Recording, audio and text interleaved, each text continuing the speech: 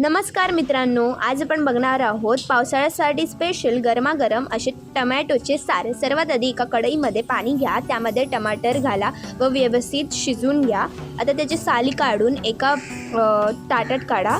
त्यानंतर आपण एका मिक्सरच्या जारमध्ये धने, लवंग, टमॅटो, कांदा, लसूण आणि खोबरं आणि लाल मिरची घालून व्यवस्थित ग्राइंड करून घेऊया। आता एका कढईमध्ये ती प्युरी घालून थोडंसं पाणी, चवीनुसार मीठ, आता आपण थोडीशी साखर घालून व्यवस्थित मिक्स करून घेऊया व एक उकळी काढून घेऊया।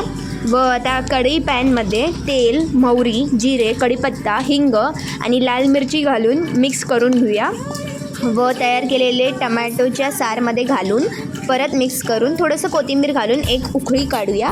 अशा प्रकारे आपलं गरमागरम टमॅटोचं सार रेडी आहे। तुम्ही ही रेसिपी नक्कीच ट्राय करा आणि मला शुअर आहे की तुम्हाला ही रेसिपी नक्कीच आवडेल।